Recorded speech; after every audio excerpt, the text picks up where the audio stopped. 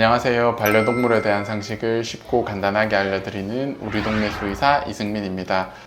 제가 솔직히 말하면은 상당히 많은 남성분들이 고통을 받고 있는 탈모가 저도 있거든요. 그래서 약을 먹고 있는데 탈모 약을 오늘 먹으면서 이거 탈모에 대해서 강아지 고양이들도 여쭤보시는 경우가 많은데 이걸 한번 다뤄보면 좋을 것 같다 생각이 들어가지고 탈모를 주제로 해서 이번에는 간단하게 좀 알려드릴까 합니다. 우선은 탈모 같은 경우에는 크게 세 가지로 나뉠 수가 있는데, 첫 번째는 이제 피부 병변 때문에 생기는 탈모가 있고, 두 번째는 호르몬 질환 때문에 생기는 탈모가 있고, 세 번째는 이제 아무 이유 없이 생기는 탈모, 이렇게 세 가지가 있어요. 첫 번째는 피부 병변 때문에 생기는 탈모는 크게 또 두 가지로 나뉘거든요. 첫 번째는 이제 감염 때문에, 예를 들면 이제 피부에 세균이 감염이 되는 농피증, 아니면은 곰팡이가 감염이 되는 질환, 이제 피부 사상균증이라든지 그런 것들 때문에 털이 막 빠져가지고 얘가 갑자기 등이나 이런 데 털이 빠져서 내원을 하시는 경우가 있는데, 탈모가 생긴다고 하는 거는 거기에 있는 모낭이 공격을 받고 있다고 하는 거고, 그 감염체가 어느 정도 퍼져야지 생길 수가 있기 때문에 탈모가 생겨 있다는 부분들을 보면은 피부를 진단을 하는 데 큰 도움이 되는 경우가 많고요.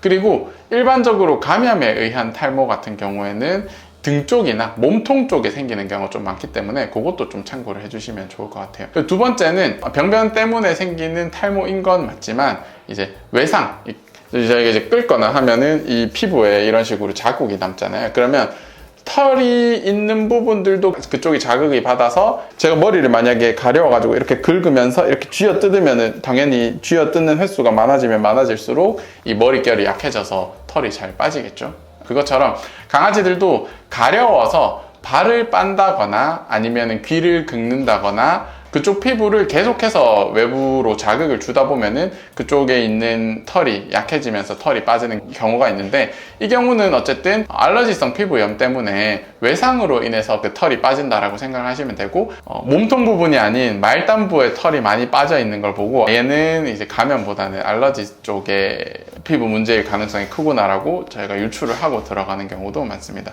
그래서 어쨌든 감염 때문에 생기는 탈모는 이 정도로 말씀을 드리면 될 것 같고요. 두 번째는 호르몬 질환 때문에 생기는 탈모인데, 이런 탈모 같은 경우에는 어떤 종류의 호르몬 질환이 있더라도 탈모가 생길 수는 있어요. 보호자님들도 요새는 다 들어보고 병원으로 많이 문의 주시는데, 갑상선 기능 저하증이라든지 아니면 쿠싱이라든지 아니면 당뇨는 탈모가 조금 덜한 편이긴 한데 탈모가 생기는 경우도 있으니까 이제 이런 호르몬 질환이 있을 때 탈모가 생기는 경우가 있고요.